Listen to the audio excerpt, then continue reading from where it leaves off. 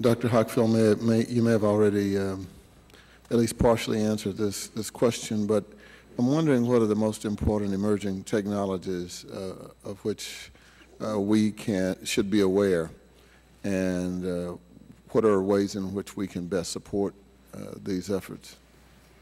The incredibly accelerating demand for energy. It's great now. It will probably double by 2050. Demands that we pursue a portfolio of technologies.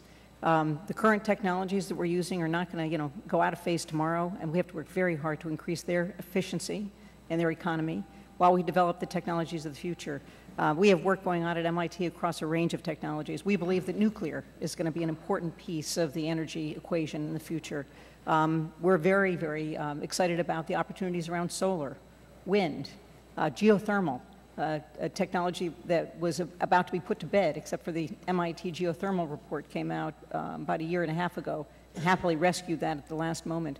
There are a number of technologies, and frankly, I believe they're technology we don't even know about today because we haven't unleashed that engine of innovation that comes out of basic research. So I don't think we can make bets yet.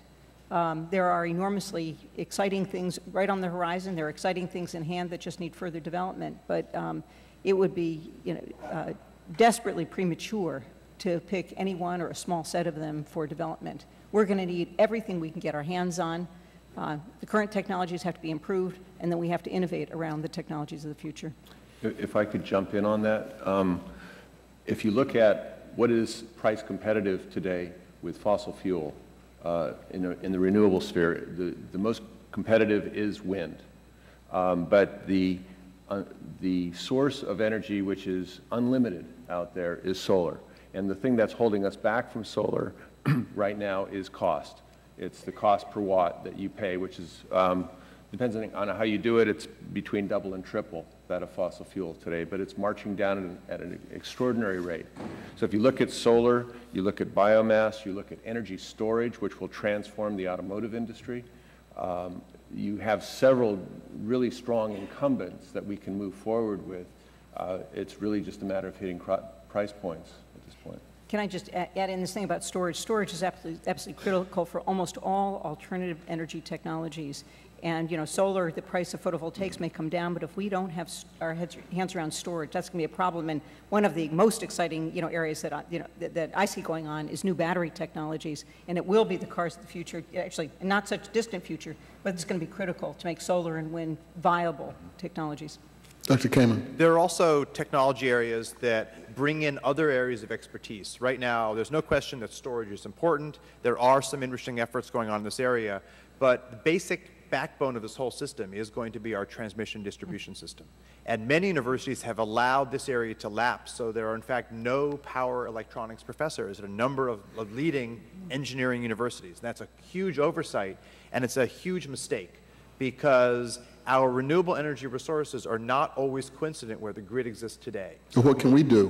What can Congress do? Well, there's a range of things. One is we need better coordination with what the Federal Energy Regulatory Commission does. We also need ties into what the National Academy of Engineering does, because the advances in power electronics coming from work in a variety of areas, from everything from what's going on in our cell phones to power management issues, need to be applied to make the new grid that we are going to build in some form anyway as flexible and as smart as possible, so that it really becomes the clean energy superhighway and not yet just another build-out of what we have as, right now, quite an antiquated system.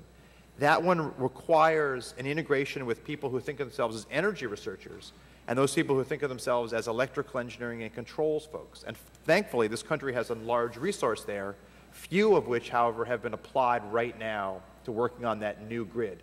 And so this is, again, an area where basic research and the application deployment are tied. Texas had a historic recent vote to permit and to fund a $5 billion superhighway for wind power, essentially from West Texas and eastern New Mexico into the population centers. And that sends a strong signal. We need to get the basic research so that the new version of the grid is up to the task. So it would help probably if we had an environmental protection agency. it would definitely help if we were protecting the environment and coordinating those efforts in what we do in terms of lands, in terms of Department of Energy, and in terms of a lot of the basic infrastructure. Even building and housing is going to be tied in, because many of our homes and businesses can in fact be power plants. And so I'm going to introduce a bill to create an EPA, because I think that this country has long needed an environmental protection agency, and I think such legislation should come forth in this Congress. Dr. Fellows?